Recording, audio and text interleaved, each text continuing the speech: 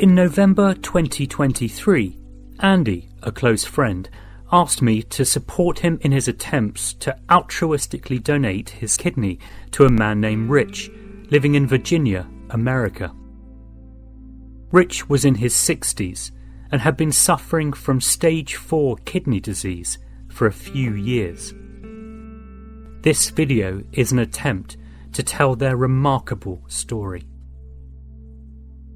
I've come to America to meet a guy called Rich. Rich has got chronic kidney disease, meaning basically his kidneys are shutting down. If you can't find a donor in a suitable time, you could die. I was diagnosed 3 years ago with chronic kidney disease. My kidney function at that time was 5. It eventually went to 4. Over the last 3 years, I probably had 100 blood draws and shots and taking 10 pills a day and going back and forth to transplant centers trying to get listed. One guy went through the whole process, and it was a bit disappointing because he called me up when it was done, and he said, I think we're going to be good to go. He was excited about it. And then the next day they contacted him and he said, we see something in your records from 5 years ago, and you had a stent put in, and we considered that heart disease, even though he passed all the heart tests. That was 2 years ago. Then I had another guy who offered, and right before the evaluation was going to start, he backed out. I felt God was saying to me, wait and be patient. I'm going to do something for you, but now's not the time. If I can give Rich one of my kidneys, he could live another 10 to 15 years. And all I've got to go through is a small amount of discomfort and very small risks as well. And I'm willing to take those risks. You have low kidney function. The blood is not being cleaned normally, so that can accumulate toxins. That's why people go on dialysis. I prayed for 3 years asking God every day, very persistently, if he would please help me not to go on dialysis. Because so many people were saying to me, if you can't avoid it, the best possible outcome is no dialysis and a living donor. When you give a kidney in a donation, your remaining kidney will actually start to do the work for the other kidney quite soon after. And it will go into a mode where it grows in size, and people just live an absolutely normal, healthy lifestyle as if they have 2 kidneys. I heard about Rich around September, and he was type O blood type, I'm type O blood type. I'd had an interest for several years to donate, and I just thought, yeah, I want to go further with this, and since that time, it's now mid-November. Things have progressed to this point. I'm in the US and I'm at the evaluation process. When I think about that, a person connecting, in England, far away, never known, would be willing to do this is just incredible. So that gives me the utmost respect for him as a person. Jesus, he said that the greatest love is to lay your life down for a friend. Now, I don't necessarily see this as giving up my life, but obviously there are risks, and I'm willing to take those risks for the good it can bring. Love is the greatest commandment, and I feel this is a way of expressing love to others and hopefully inspiring others to do that too. While I was at Innova the other day, they told me there was something like 100,000 people on the waiting list for a kidney. Not surprising. There are some places where waiting lists are shorter. If Pam wasn't here, I don't know, I might have tried to sign up with one of these places in another state, but with her condition, I couldn't do that. Rich's wife Pam started developing Alzheimer's 7 years before we met him. Her condition has progressed to the point where she is unable to properly communicate and is dependent on full-time care. Rich organises this from his home, in addition to juggling a full-time business and all the other needs associated with his kidney disease. Pam, she was always very gentle, kind. She loved to read her Bible. She loved to pray. She loved to help children and the elderly. And now it's hard to see her like this in the bed there, unable to speak or walk. And she has one working arm, can't speak and can't walk. But when you have a covenant with God, you have to maintain your covenant. So it's part of my responsibility to do everything I can for her, to comfort her. It's really hard to think of her in the bed the way she is. but you're still there for her every day. I've asked God a lot if he would help her to be able to be here while I'm on this journey. Hopefully that she'll be there after too, but it's especially helpful now. I don't know, sometimes I've thought to myself, I come down one morning and maybe she's not awake, and I feel like I'd maybe just sit down and have a hard cry. I've had a lot of tears. I don't cry right in front of other people all the time, but I sit on the sofa in there and then have tears. It's a day later, and Rich and Andy are at Inova, the hospital in Virginia where their donation is being lined up. A comprehensive set of tests have been scheduled as part of the process to determine whether the donation can move ahead. So we're at Inova Hospital today, and the tests I'm getting done are a chest x-ray, CT scan, and an echocardiogram. All right, and that was it. Cool. Was that everything for the whole test, yeah? Yes, that's the whole test. Okay.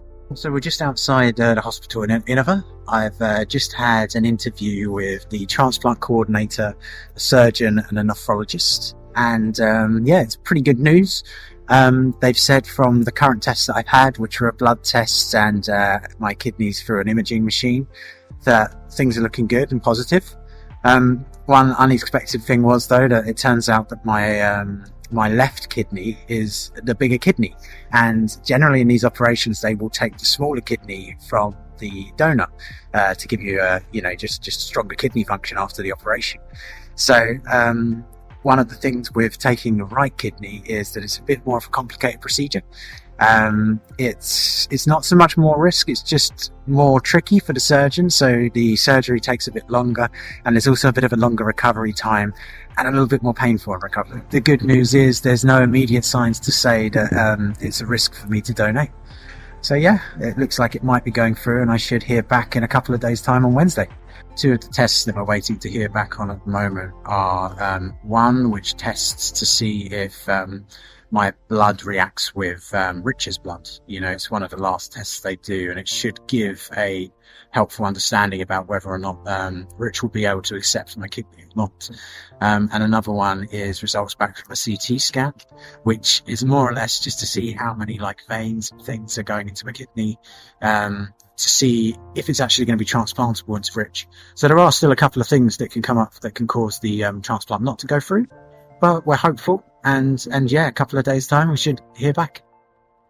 It was good. They had the blood test results back, no issues at all. They said that was a good blood test. They're just waiting for the results back from the CT scan, but that's really to see if how many veins and stuff are going into the kidney, into my body, so they can work out for the transplant what's involved. But really, they were happy.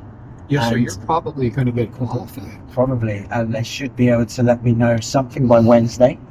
So is that the Wednesday after Thanksgiving, probably? No, it's this Wednesday. Oh, really? Yeah, this Wednesday by 2:00. I should know something. Not necessarily something cleared, but I'll have a firmer understanding. I'm remaining cautious because until I know for sure there's a green light. The moment the green light hits, if it does hit, then I'm going to talk with some people about adding to my diet and try to gain some weight. Yeah. Oh yeah, absolutely. Yeah. I haven't changed my mind. No, it's cool. Yeah, no, it's never going to go exactly how we imagine it. Well, thank you so much for the update, and I'll look forward to the phone call. So that's Heather Perez, and Heather's one of the social workers who is there to look after my safety. And she really just wanted to check that I was okay with the option of going with a right open kidney extraction as opposed to the left, which would be a little less complicated. And yeah, I am. So she was happy with that. She just wanted to make sure that I was still happy, and they're going to present my case at Inova today to see if I can be approved, and I'll find out shortly. Oh, that's fine. I can tell him because I'm here, so I'll tell him I've been approved today. That's great.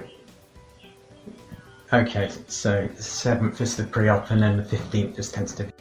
So I just had a phone call from Amelin Cruz, my donor coordinator, and she has confirmed that I'm good to go and that I've been approved for donation. We're really relieved. It's been a long road to get here, and now we've actually been given like a tentative date for the 15th of December. So it's amazing.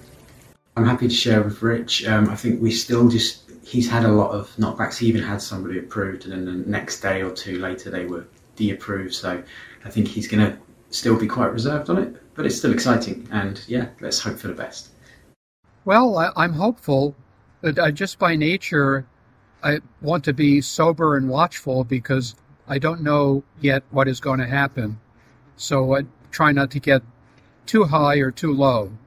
Just take it a step at a time.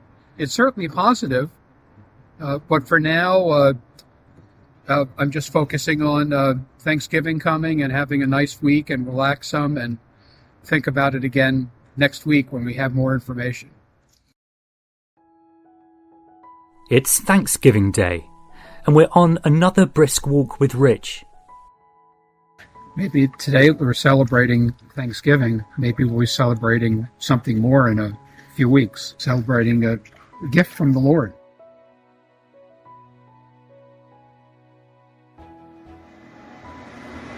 We're cooking up a nice Thanksgiving dinner.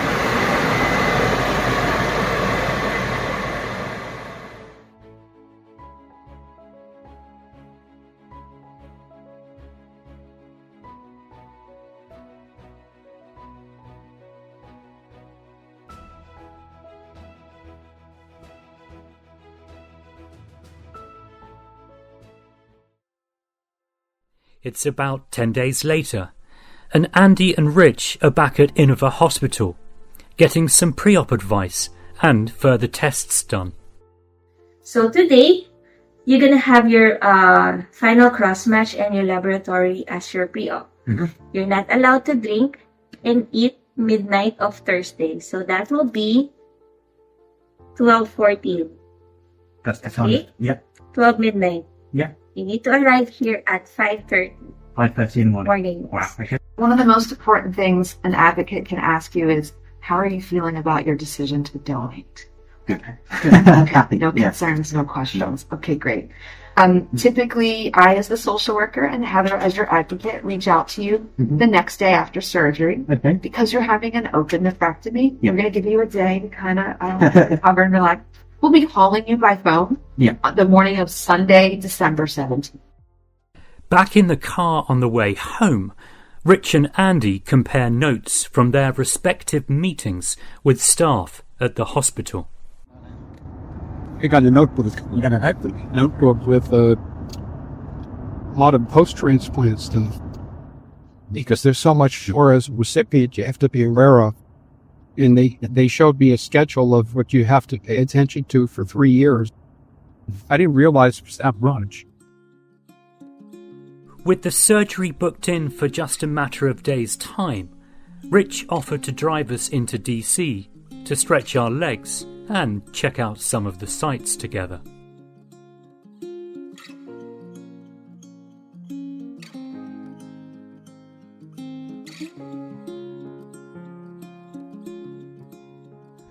I'm just getting my stuff together to go to hospital in the morning. I should only be in there for 3 days, so just some basics. That's it.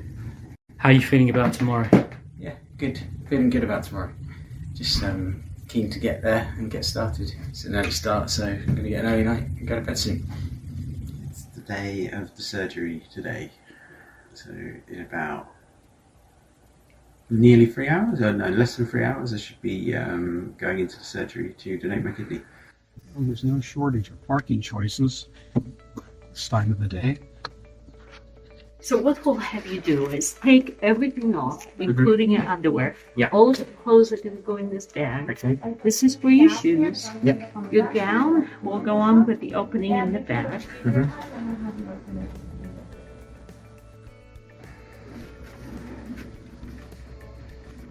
So I just wanted to introduce myself and talk to you a little bit before the surgery, to kind of go through, your standard questions and everything. Yeah.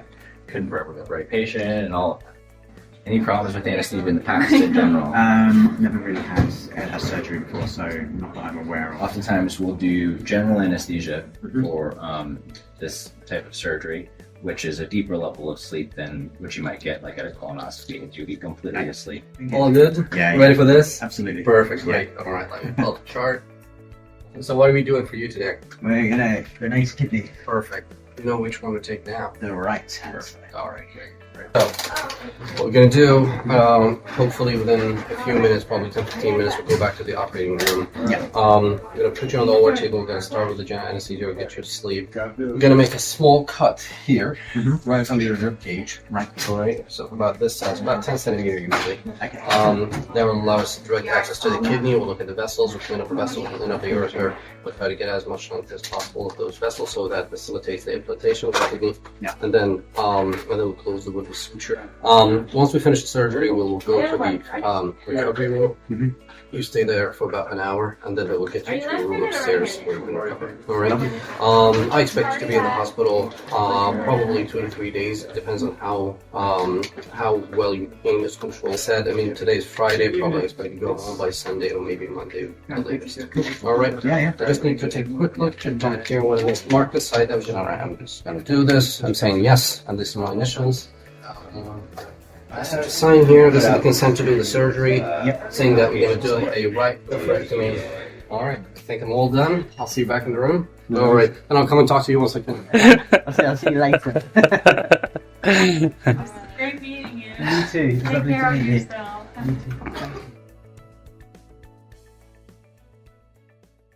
Very good. So we just finished the surgery. Everything went great. He did very, very well. He was the kidney looked beautiful. Came out all the vessels, all the dissection that we need to do. Everything went as planned. It's being implanted right now. He's going to be awake from anesthesia in a few minutes, and he's going to go to the recovery room as we expected. Our blood loss was negligible, probably 10 or 15 cc's. Didn't need any blood transfusion or anything like this. He did extremely well. Everything went as planned. Very happy with the results. A few hours later, and relieved by the surgeon's news, I made my way to Andy's room on the recovery ward to be on hand when he arrived there following the surgery. Once you get to the bed, sir, I'm just gonna kind of take off your old gown. We're gonna wipe you down with some surgical wipes, the same ones you had earlier today. Give you a new gown. Add muscles. Yeah. Hold on to the. This is my new friend, yeah? Yeah. It's just amazing this kind of thing can happen. Just lay down and let some really people do some amazing stuff. It's just a big part of that privilege. So I just heard from the recipient in the PACU that he's peeing like crazy. That's great. So all is looking well. It's day 3 in the hospital with recovery. Feeling pretty good now. I can hardly feel the wound, which is down here. It's about that big. Just a straight cut. They went through 3 layers of muscle.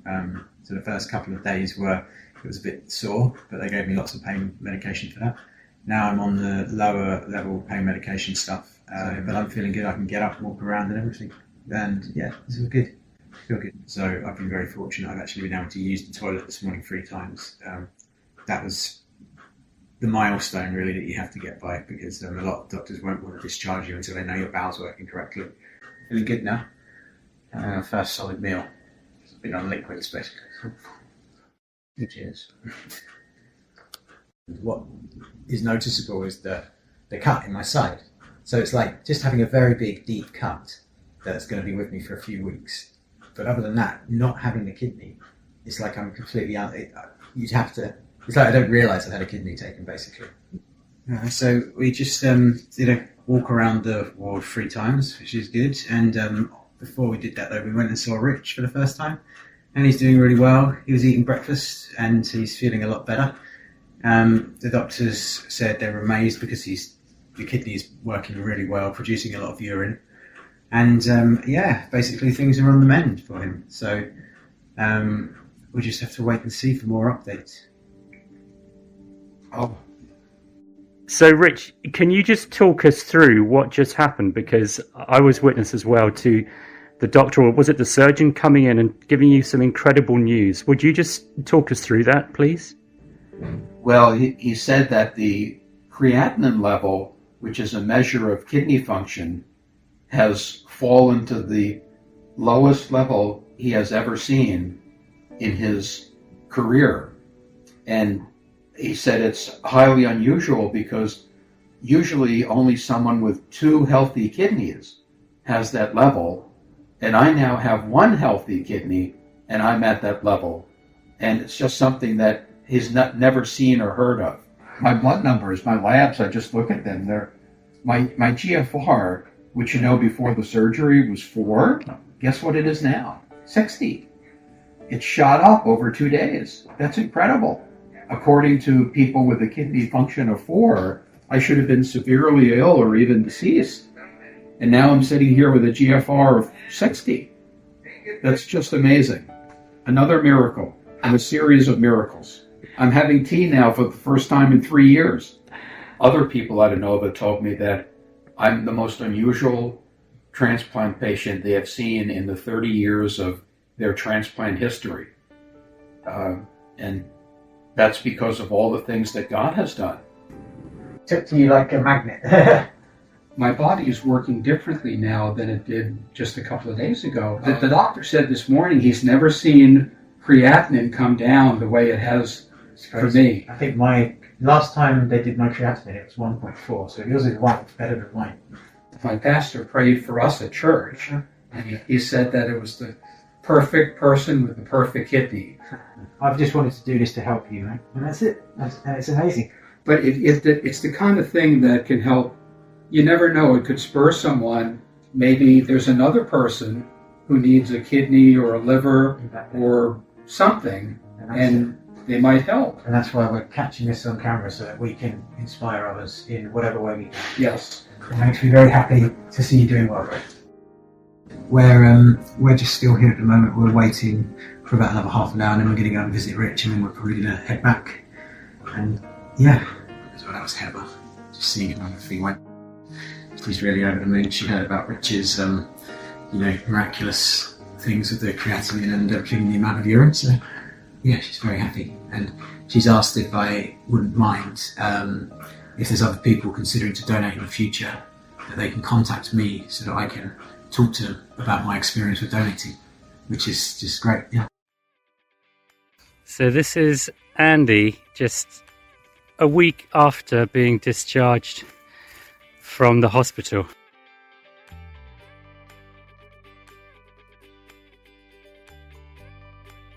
So this is Christmas Day in Washington. You're looking chirpy. Yeah. Talk to us. Like you've donated a kidney. That was just like I was just trying to work out. It's the 25th, so it's just 10 days ago you had the operation. Mm-hmm. So a week ago you were discharged, and you're very mobile. Yeah, it's pretty good. I'm feeling really good actually. The scar's healing nicely, and I feel like I've got to go slow because I feel like I can do more than I can. But yeah, 10 days. Yesterday I still had a bit of discomfort around the midsection, but today it feels like everything's knitted back together nicely. So yeah, it's great. Christmas gift. And Rich is doing really well too. Yeah, he's on a lot of medication for the to bring his immune system down so his immune system doesn't reject the kidney. But he's doing really well, and he's eating more food. He's got a lot more energy. He's trying to get a balance with it, and he's healing up really nicely.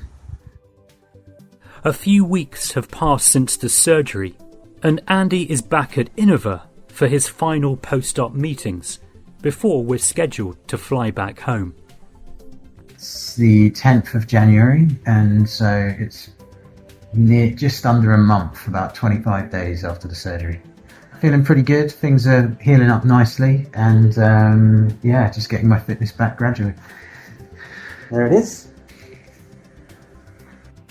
Hey, tell me how things are. Yeah, not bad. Everything's good? Yeah, pretty much. You look very, very well. Yeah, literally. Yeah, well, that's good. That's good. We are now, 3 weeks after the surgery? 3 weeks. So 3 more weeks, you can pretty much go back to normal activity. You can You can increase your level of exercise right now over the next few weeks, but just don't do anything very vigorous. Don't lift anything heavier than 10 pounds. No, that's good. But afterwards, you can just, easily go back into your normal exercise. But, the rule of thumb is like, if it hurts, don't do it. If it doesn't hurt, you can do it. When I've been going for walks and stuff, I've been feeling fine. I haven't been feeling like exhausted or anything like that. So it's Your body just is adjusting to remove physiology now with one kidney, but the body is very smart. Doing this well with open surgery is phenomenal. You've done probably the same or better than some of our laparoscopic, donors. So you've done very, very well. Thanks for the scar as well, because it's really tiny. We try. If you're skinny, that helps us a lot whenever the patient's skinny. It keeps the incision smaller, and you have straightforward anatomy on the outside, so it doesn't give us any trouble. You were nice to us. That's great. Well, pleasure meeting you again, and good luck. We'll all go around. If you have any questions in the future, just email us or call us, and we're more than happy to answer any questions for you. Wonderful. And if you ever come back to the States, come and visit. With Andy given the all clear to return home, Rich insisted on one last walk together. Yeah, Andy is in my personal Hall of Fame, and I'll be forever grateful. I'm going to miss you when you go, but I never thought of going to England before. Now I do.